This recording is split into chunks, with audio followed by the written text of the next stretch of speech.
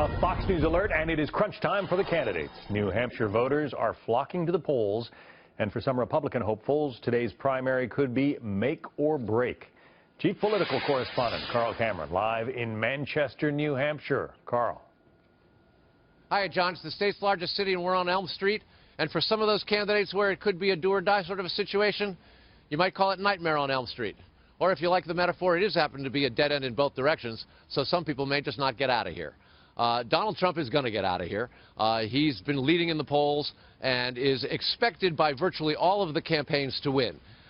He has insulted and bragged and boasted and battled his way through this race, and now at the First of the Nation primary, he may be able to lock up his first win.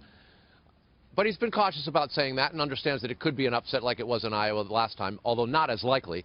And in this case, there are a whole bunch of candidates who are pretty excited about how things went. We made it to Dixville last night. Dixville notched the First of the Nation voters, and the winner there on the Republican side was none other than John Kasich. There were 10 candidates on the ballot, including the Democrats, and only 9 voters in Dixville. And John Kasich won on the Republican side with 3 votes over Donald Trump's 2. And this morning, he was basking in his First of the Nation voters' victory. Listen. We woke up this morning, and my wife said, "You won Dixville Notch." And so we drank champagne. We thanked the Academy. Jeb Bush has been having a surge here in New Hampshire after a very, very tough campaign, sometimes sort of under the elbow and or the heel of Donald Trump. Jeb Bush finally sort of went on the attack, not only in this last debate, but on the last couple of weeks here in New Hampshire. And he's downplaying expectations, but knows he's got some momentum and is gearing up already for South Carolina. More on that in a moment, but listen to this. Jeb Bush clearly enjoying the attention that he felt he was denied by Trump for the last year. Watch. It's amazing how many people don't make their mind up until the very end. It's a uniquely New Hampshire experience. Had I not gone through, walked on the hot New Hampshire coals, if you will, I don't think I'd be as good as I believe I am now. And I appreciate that a lot. And I've learned a lot from being here. We caught up with Jeb on the bus, but prior to that little bus ride, he was in Ward 1 at the opposite end of Elm Street, where there was a huge crowd of voters. And as he walked through, he was asking people, "Have you made up your mind? Have you made up your mind?" And 2 people said, "I just did, and I'm voting for you." That's the kind of last-minute peek that candidates absolutely love here. Chris Christie spent a tremendous amount of time here, not quite as much as John Kasich, but still, he's bet it all here. He has to do well. If Christie doesn't, it could be the end of the road for him.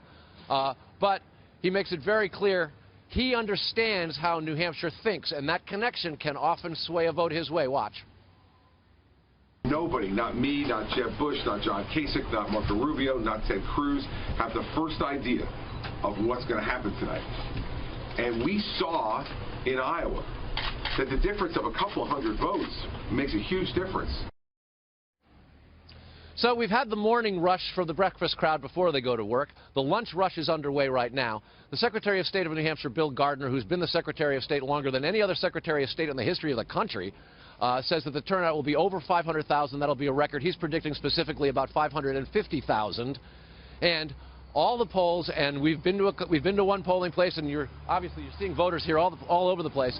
In this state, because 50% of the population, not the registered voters, but the population will be voting, it's literally a 50-50 shot that any one of these people walking by us is going to be a voter, 1 out of 2. And about 30 to 40% of them don't make up their minds until they get into the voting booth, John. It's just the way it is here. They take it seriously in New Hampshire there, don't they? Oh, this is the franchise. This is what the First of the Nation state is about. Yeah. And it's the only one that has independents taking part, which is why it's got a general election turnout as huge as it is. It dwarfs every other state in the country. That's why it's so fascinating to watch. Carl Cameron doing a great job for us there. Thank you.